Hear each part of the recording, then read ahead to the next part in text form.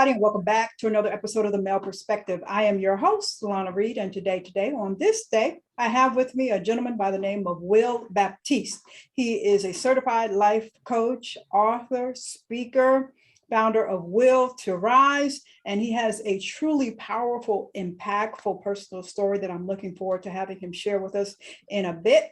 But first and foremost, as I always do, I take a quick moment to pause. So thank you to you, sir, for making time for me today, especially with what you've got going on. Time is a gift, and once we give it, we cannot get it back. So I appreciate you greatly taking this time out your day to sit down and chat with me. And with that, sir, welcome to the show. Absolutely, man. Thank you for this warm welcome. I really appreciate it. It is an honor and a privilege to speak on this topic that is very, very near and dear to my heart whenever it comes to men. Any forms of topics to really bring out and talk about what I stand for, what I'm here to do, and the difference that I want to make. So it's always a privilege and an honor for me to do that. So thank you for Awesome. having me. Awesome and amazing. Well, sir, I want to start off by saying that I truly commend you for having the courage to share your personal story with the world. As I was reading over it, it's a very powerful and horrific things that have happened to you as a man, as a person, that nobody should have to endure. And I mean, it's just amazing that you have come on the other side of this now in your journey. So as we get started, could I trouble you to share some of your background, some of your history with the audience so they know what I'm talking about in the first place? Absolutely. Born in Haiti. My father passed away when I was 3. I was not raised by my mother. I was raised by my grandmother and my grandparents. And my grandparents, my grandmother passed when I was 10, and I was raised with various family members. And I had to become a man because I was the first, even though I am one of the 7 children on my mother's side, I was the middle child, but I was also the first male, the first boy in the family. So I had a lot of expectation in terms of me being the man of the house, Okay. even though my mother did get, 3 children after me, 2 sisters and a brother, but he was barely there. He was always traveling, and she did get married afterwards. And so, to make a long story short, I did not have a role model. A lot of things happens, the abuse, molestation, incarceration. But I when I moved to the States in my teenage years to reunite with my mother, and I quickly realized that had we were away from each other for so long. It was very difficult for me to get used to her. But when she was around, there was a lot of abuse. But I believe she did the best that she could with what she had. Then I had quickly had to become a man. But when I became a man, I realized that I had to tend for myself, protect myself, feed myself, so on and so forth. And I made a lot of wrong turns and bad decisions, which cost me my freedom. And 15 years ago, I decided that I was going to leave everything behind because I needed a fresh start. And I moved to Canada 15 years ago. So when I get married, have 2 beautiful children, 11 and 9. Then I got my business and quickly realized that I needed to work hard and to provide for my family, but not knowing that every time that you make any sacrifice, there's always a price that comes with that. And with me working hard, barely there, me being a newly father and a husband, my business kind of took over my life, which I didn't know at the time, the work-life balance. Although that I was working hard to provide for my family, but at the detriment of my family. So I ended up not only losing the business, but I also lost my family. It was a hard thing. And being lost and having a crisis, identity crisis, A few years later, I ended up getting in another relationship where I quickly got married. But this whole relationship was founded upon manipulation, Mhm. lies, and deception. And I fathered a child to that second marriage, which that second marriage quickly turned into very domestic abuse that was done against me, manipulation. And it's been over 2 years now since she left, and I haven't seen my son nor her. So it's been a lot. I lost my sister during COVID Wow. in the States, which I couldn't go see her or say goodbye. And with the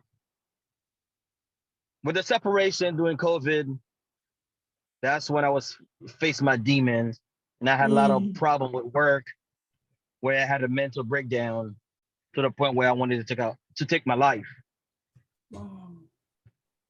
And I quickly rose to my feet as a phoenix. I rose up, and here I am today, using my pain, finding the pain finding the power in my pain, and finding a purpose in my pain. Awesome. Now I'm here to help other men to become a better father, better husband, better friend, but they have a healthy relationship with themselves, and to create a safe space for men to be vulnerable, to empower them to rise mentally, physically, and financially. I do have a background in fitness for over 26 years. I'm a former bodybuilder, former firefighter, 10 years in the financial industry. I was a loan officer. And recently, about a year ago, I decided that I was going to help men, and I became a transformative life coach, Awesome. because I'm all about transformation, not about change. Because I believe I can change a car, I can change my clothes, I can change my location. But transformation is something that happens within. You had to go deep down inside of you Yes. to meet your super conscious, your higher self. Yes. Then, as a phoenix, I rise, and I Awesome. am Will, and I Awesome. have found my will to rise, and I Awesome. can help other men to find their own will to rise. Awesome. That is my passion. That is my legacy. That is my mission. More importantly, that's the impact that I want to leave to the world. I want my name to live on long after I'm gone. Creating a legacy. Awesome. Awesome. Now, you've said a whole bunch of things that I want to kind of unpack, go back and unpack some of it if I could. One of the first things that you mentioned is that you are from Haiti. And I have been blessed over the years to have gathered quite a few friends from the Caribbean, especially a few from Haiti. Beautiful, phenomenal friendships. But I've noticed over the years that we share some similarities in family structure. I'm from the South. And one of the things that we are taught from our elders is what stays in the family, what happens in the family stays in the family. So it tends to have generations and generations of dysfunction just kind of passed down. So reflecting back on what you went through, how does it manifest itself when you have culture, family, community that says, don't talk about what you're going through? We don't talk about that. How does that happen? How does It that man? is. It is, because it is generational curse and a generational trauma, Mm-hmm. because we do not want to air out our dirty laundry. Now, I knew there was a problem, but I didn't know how deep and how wide this pandemic, this curse, this trauma can actually tear up a family. Mm-hmm. Because I remember when my grandma, when I was being abused at the age of 9, my grandma came to the room, knew something happened, knew something was happening. She quickly walked out. And now in retrospect, I'm thinking, what are two reasons why she did that? Number one, maybe she was abused herself, Mm-hmm. and she know the pain, and it kind of triggered her. Mm-hmm. Number two, maybe that person that was abusing me was abused that she knew about. She didn't do anything. Now she sees the repercussions. She sees Gotcha. Gotcha. The lack of protecting her, and maybe there's some guilt. Gotcha. So for whatever reason, she walked out. Wow. And when she passed away a year later, which I do believe that has some effect or impact on her, because after that she started having heart problem, anxiety, Wow. stress, high blood pressure, all kinds of things. Mm-hmm. And it wasn't too long after that she passed away. Wow. And I never forgive her. I had two things against her. Number one, she did not say anything. And number two, after she left, that's when the abuse ramped up, both physical, mental, and sexual. So I blame her for both. Not only not saying anything, but now she's no longer there to protect me. Wow. So I do believe there's a problem in our culture. And this got to stop. And I want to be the cycle breaker. True. I mean, and there's a lot of us in this generation in these times that are really putting in the work to unpack that.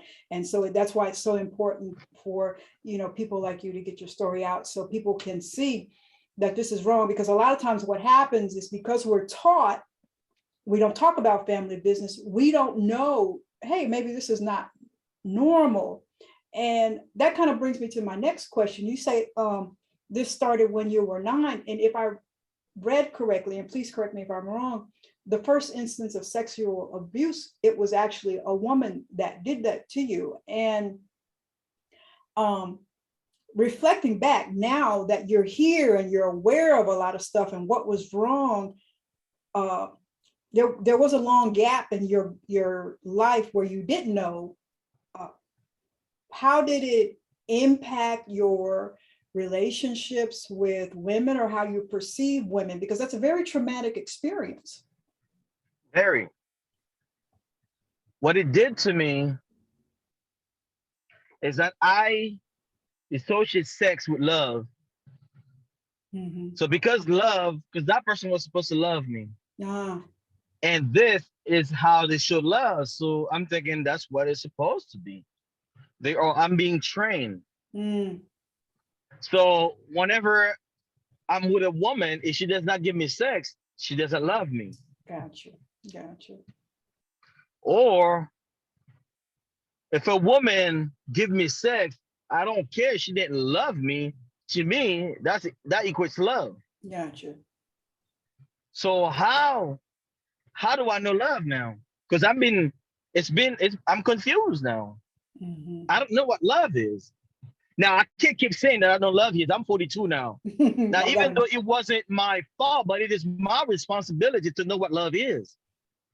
And love started with me. How do I love myself will be a direct reflection of how I love others. Mm-hmm. So I had to learn to love myself. And what is love? True. There are different kinds of love.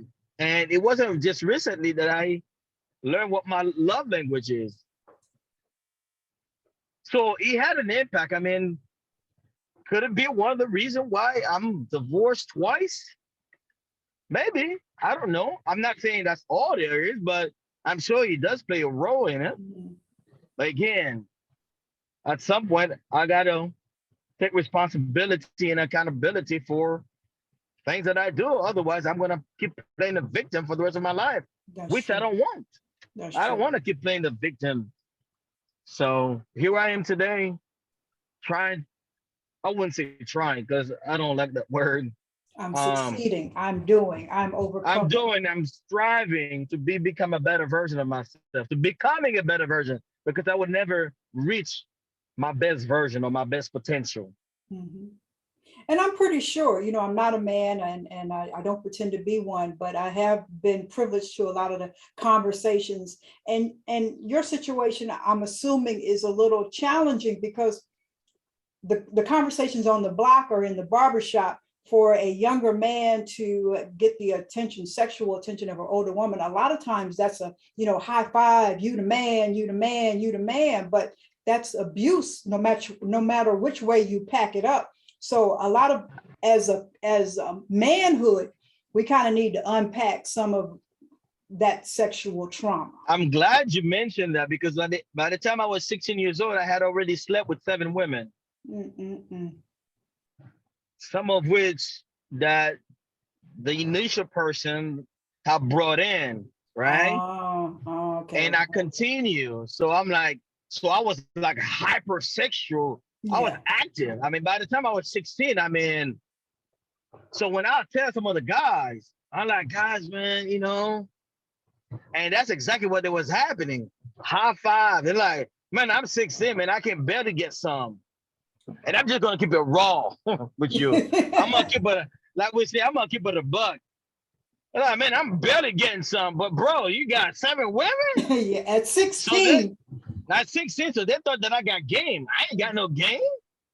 I'm being abused, and this is being abused. Yes, it's coming out. It's manifesting itself in my life. Yes. And they give me high five. They're like, you're the man. I'm like, yeah. So in front of them, I'm like, yeah, bro, I'm the man. I'm a pimp. I'm running the street. But inside of me, I'm like, broken. Is this right? I'm broken. And and that brings me to this other issue, because you mentioned the divorces, and I'm not really sure where you were in your healing process when it came to divorce, but it's something that we see kind of constant in today's society, where relationships are really problematic, and it's a lot of broken people hooking up with broken people, thinking they're going to be whole, but you just create this broken mess. So my question for you is 2 parts.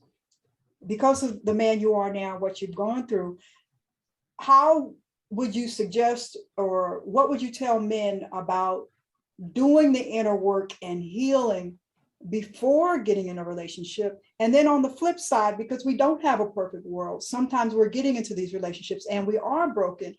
What would you tell the woman who has a broken man and she wants to be supportive of him as he heals? So I guess it's a 2-part question. Man, you need to go sit in the corner and heal. And 2, okay, well, you got him now. What do we do? That's a great question. Look around you to see who's in your life. Who's a role model in your life? Mm-hmm. Go to that person. Talk to that person. Find out. Learn. Mm-hmm. And go to the elders if you have people that you look up to. Mm-hmm. Have a circle of men. They're not just gonna talk about girls and sports and cars and jewelry. Talk about real things. Find a group. Find people that will challenge you. And whatever it is that you don't know, whether you grew up with your father or not, or whether you grew up with a father that was abused, that didn't show you anything, seek help. Now the question is, how do you know if you need help? Oh my goodness. Yeah. You got to be able to look at yourself. Yeah. Because you don't know what you don't know. Mm-hmm. So where do you begin? Well, begin exactly where you are. Mm-hmm. Begin exactly where you are. Now, granted, when I was growing up in the 80s, I didn't have all this, access to all these things and this and that and the third. But now you do. What do you want to become? Mm-hmm. Then attract that. Right? You want to become a man? Hang out with men that are real men that will tell you the truth. Yes. They're not going to sugarcoat it. I'm going to tell you, if you want to be married, then hang around with married people or ask them questions. Mm-hmm. Mm-hmm. Because if I want to be an astronaut, I'm not going to hang out with people that are in finance, right? Yes. So you got to find your tribe and begin to love yourself. It starts with oneself. Mm-hmm. And as I'm working with men now, And I tell them the 3-step process, and I have used those 3-step process, and I'm telling you, I am the man that I am today because of those 3-step process. Now, let me back up a little bit. If you are a man of faith, being spiritual, being a man of faith is part of the healing, but it is not the whole thing. Yes. And I'm not going to bash or talk bad or down to churches, but unfortunately, there are a lot of broken people in churches. Yes, yes, that is true. And they need healing themselves, and they're not equipped, but they don't want to admit it. And I have been hurt by church. Many people, yes. So I'm not here to tell people what to do. I'm a way shower. I'm here to show people the way. I'm not here to big on the head and tell them. I'm helping you to learn how to think for yourself. I'm a critical thinker. I like to think of myself as a philosopher. Mm-hmm. I teach people how to think for themselves. True. Because you have intuition. You had it within you. So start with oneself. Whatever it is that you're looking for in this world, know that you were born with that. Know that you were born already equipped to face this world. Oh. So whatever it is that you're looking for, give it to yourself, whether it's respect, whether it's love, whether it's compassion, empathy, sympathy, whatever it is that you're looking for in someone else, in something else, give it to yourself. So how does that work? Well, a 3-step process, and I call it the AAA effect. And the first A is awareness. Just like a good old steak, right? The AAA effect. First is awareness. Be aware of oneself, good, bad, ugly, or indifferent. You've got to be able to look, to hold a mirror in front of you. True. And look at yourself for who you are, and look at it. Examine yourself. Even the Bible says, examine yourself. And then once you examine what you have, and you've done the diagnosis, right? And you know what kind of disease, demons that you're dealing with. Now we come to the second step, which is the second A, acceptance.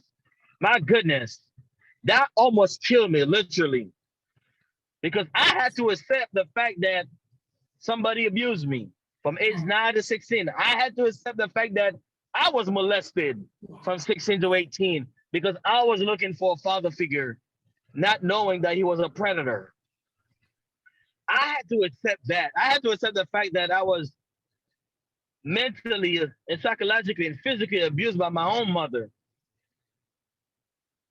I had to accept that I had made some wrong turns that got me incarcerated, made the wrong choices and hanging around with the wrong people because I was looking for love and acceptance in the wrong places. I had to accept that. My goodness, that ain't my fault. I was a young boy. And the reason why I got incarcerated, part of that is because I despise authority. Because those people that abused me, yes, in some way, shape, or form were authoritative figures, right? So I despise authority. So I wanted to be what I want to do what I want, be what I want, and listen, and nobody's gonna tell me otherwise, because I'm a man now. I'm 18 years old. I can run the street. You ain't gonna tell me nothing. I know better. I'm grown and I'm on my own. So get it out of my way. Will is coming. So I had to accept all of that. And then, and the last A is action. I had to take action. I had to say, this is enough. And at some point, I was facing life in prison. I was facing death. And I was facing deportation. Wow. Because I was knee deep. So I had life in prison, death, and deportation. I had 3 choices. When life give you lemon, you make lemonade. Yeah. When life throws stone at you, you don't throw it back. You use it as a stepping stone to get to the next places. I say, those choices are not for me. I was made for something much bigger than that. Will, you gotta, where there's a will, there's a way. You got your name. You got to live up to that now. So put your big boy's pants on, and you got to find another way. I came to the front road, and I could either go left, right, go forward, go backwards. So a lot of time we think we have 4 choices: left, right, forward, backward. But there's another choice. We can stand still. True. You know what I decided to do? I decided to go up. Woo! When there's no road, I make my own. There you go. There you go. But it was not knowing the Holy Spirit was with me the whole time. Yes, indeed. I said, Will, what are you going to do? I said, you know what? There's a country right across. It's called Canada. It's only a few hours away. Cross the border, start over again. But I'm like, do you really want to be on the run for the rest of your life? So anyway, to make a long story short, I bought a ticket, and the rest is history. So now let me get back to, I mean, we can unpack a lot. Let me get back to the women. And I believe your question was, what would I tell a woman that's dealing with a broken man, right? Yes. Well, a lot of time women will attract, most of the time, their fathers, right? And here's the thing. A lot of time women will get in a relationship, or men, for 2 reasons. Men are horny and women are lonely. Men are horny, women are lonely. And that is the purest recipe for disaster. Now, let me get back to the women. Women will do anything to have a man. I do not understand that for the life of me, because they hold the cards, they hold the power, but yet they give up their power. That's what they do. Oh, today, yeah, okay. They give up the power, so they make us feel powerful, which is not the case at all. Because I believe that even God couldn't create women because women are so powerful. So they had to take a piece of us to create a woman, because God could not create a woman. That's an inside joke. No. So women have to understand, and I understand that they need, but it had to do with being broken, not knowing their value, not knowing their worth. They're willing to lay down with a man because they have a man by any means. So what do you mean? See, here's the thing. Women by default or by nature, they are nurture. You ever seen a woman that just look for broken men because they want a fixed man? Want a project. They want a project. And then as soon as they're done with this victim, we're victim. They move on to the next victim. Because when we are a project and they're helping us to become a better person, we move on to the next person, because now we have been fixed, but she's still broken. Yes.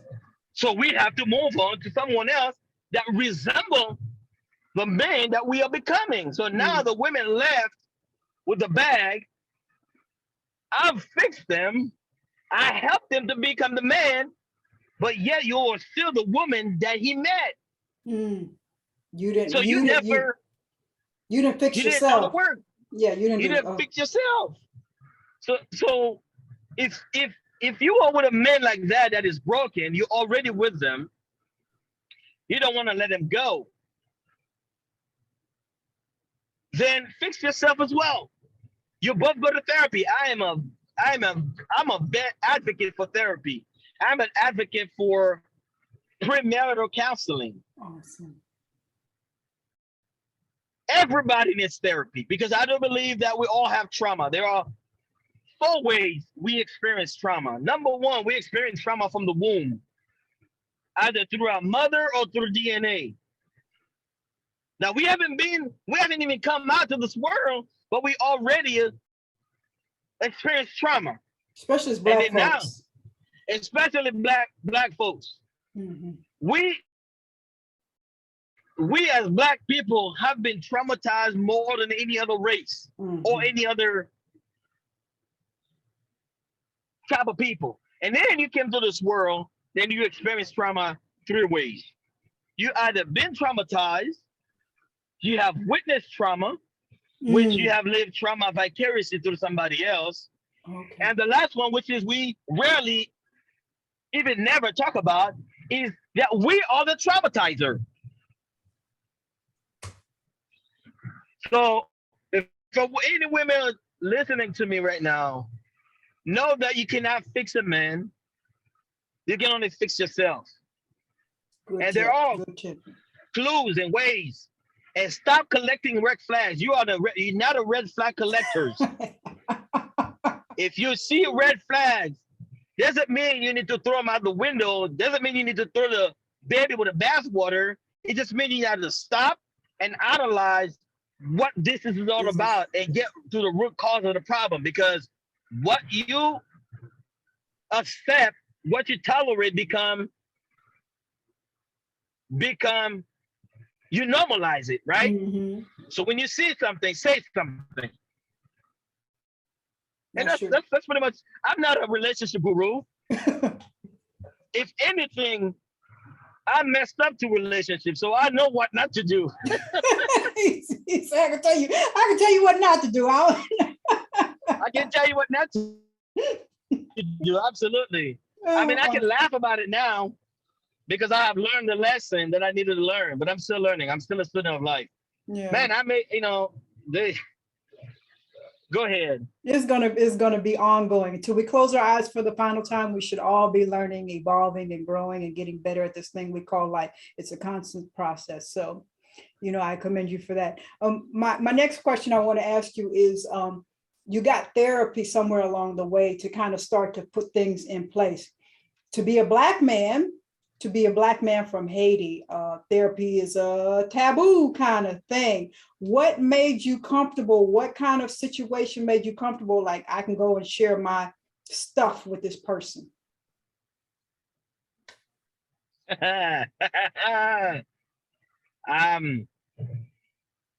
Because I came to realization, if I keep doing the same thing I've been doing, I'm going to keep getting the same thing I've been getting. Okay. And I wanted to live. Even though that I tried to commit suicide a couple of times, I said, what is the one thing that I have not tried? Because back in high school, we had counselor and therapists and so on and so forth, but it was for the white folks. Mm-hmm. Because I had nobody that looked like me.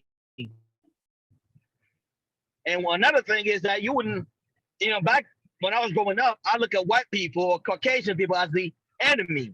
Yes. And I want you to understand, and anybody that's listening to me, understand what my mind was telling me. This is not who I am today, but I'm just, if we're going to be especially being from Haiti, though, right? Especially from Haiti, right? Yes.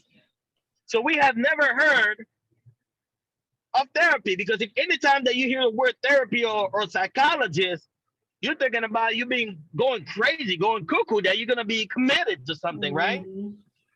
And second, we look at white people back then when I was growing up as the enemy.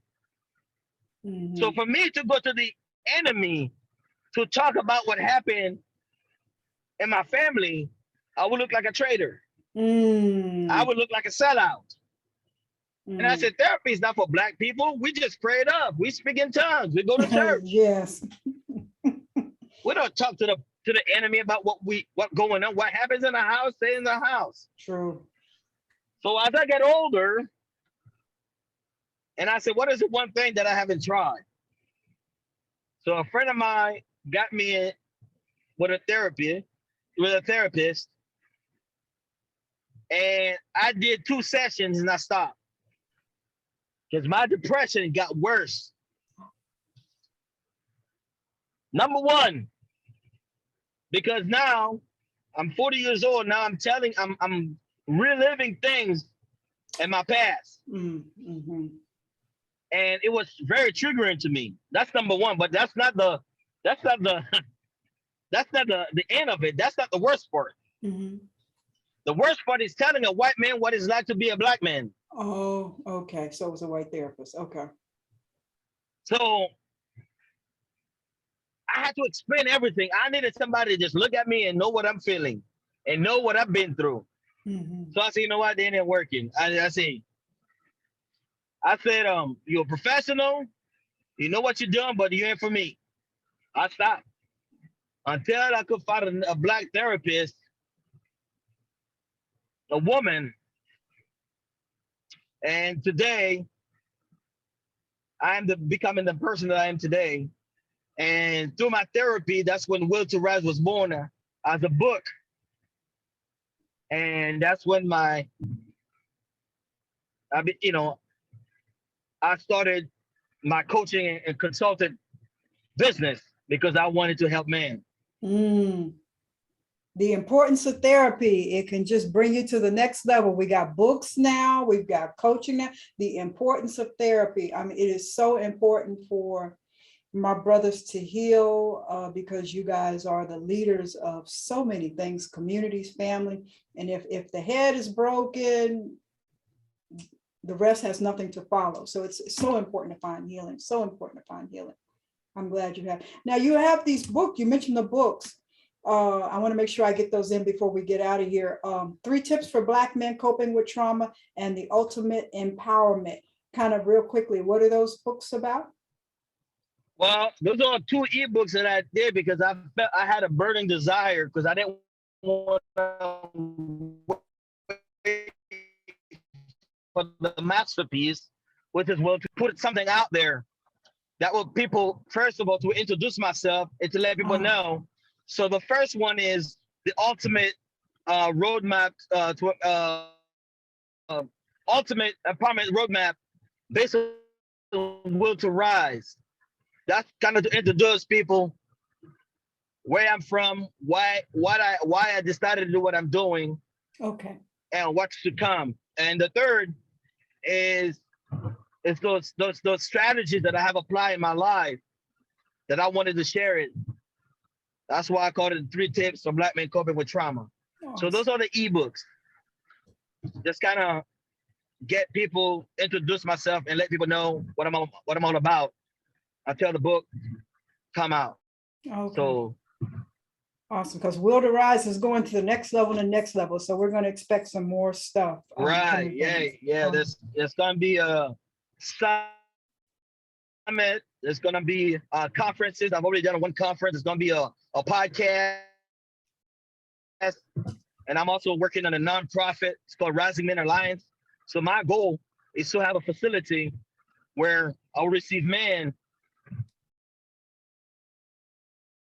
for up to 48 to 6 hours for them to come. They just say if they're having some issues with their wife or the girlfriend or spouse.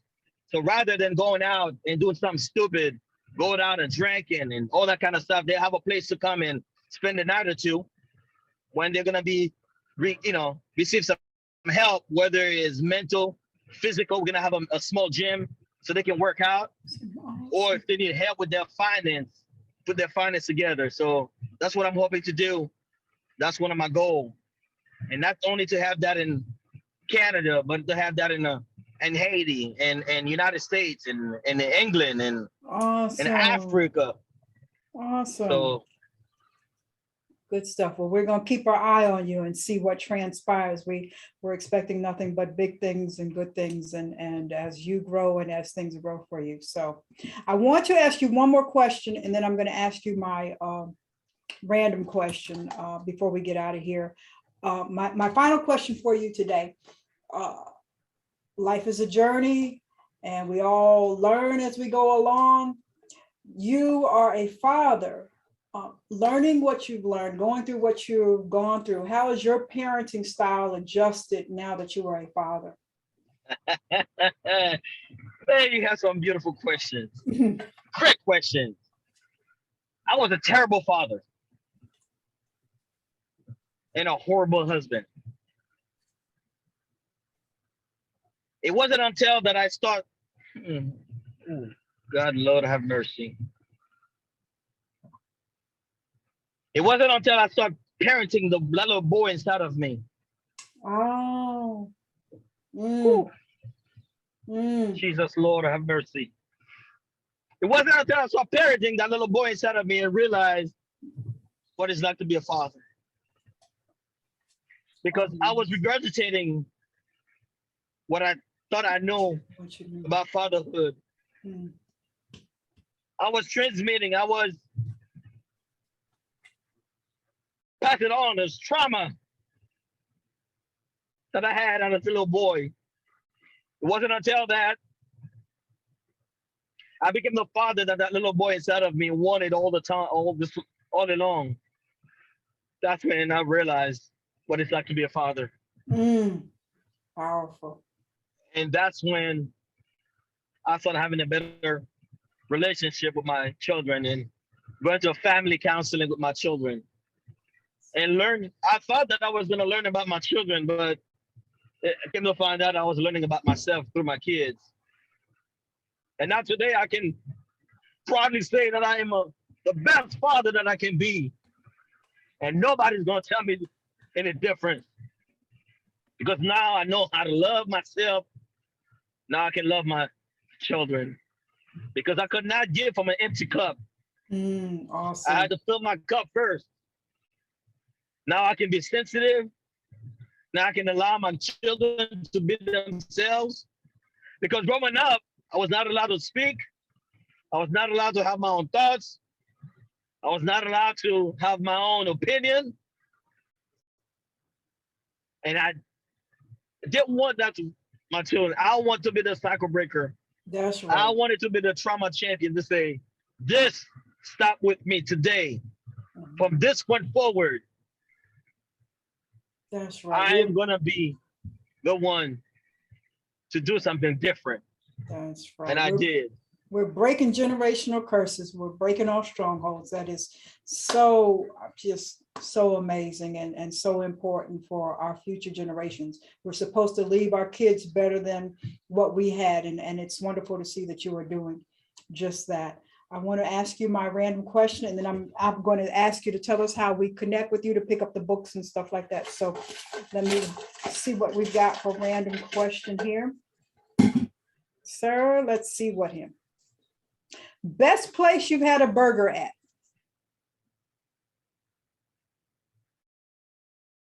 Applebee's. Applebee's. Okay. Applebee's. All right, sir. Well, Mr. Baptiste, I have truly enjoyed my time with you today. I mean, it's just so wonderful to see your honesty and your transparency and your growth as a man and your commitment to being a better man or being a better father and doing the healing and then passing that on to other men, because a lot of times you men find yourself in these toxic circles where they're perpetuating the negative stuff. So to see a man who's like, I'm going to stand up and teach you a healthy way is just amazing and awesome. I'm so proud of you and everything that you are doing. So from little old me. And with that, sir, please tell us how we connect with you and how we get the books and all of that stuff. Absolutely. Meetwilltoraz.com. That's my digital cards. And in my digital cards, people will be able to connect with me on all my social media platforms. My website, LinkedIn, YouTube, you name it.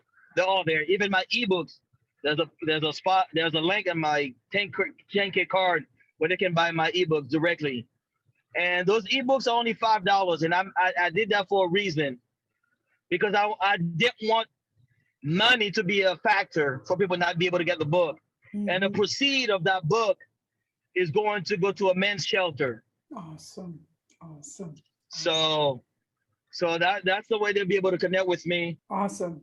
Well, from me, I mean, just continue doing the wonderful work that you are doing, and I'll keep my eye on you, and I expect to see wonderful things from you. That's all. Absolutely. I appreciate the time. Awesome. That's all for this week's episode of The Male Perspective. I'm your host, Lana Reid, and I will see everybody next time.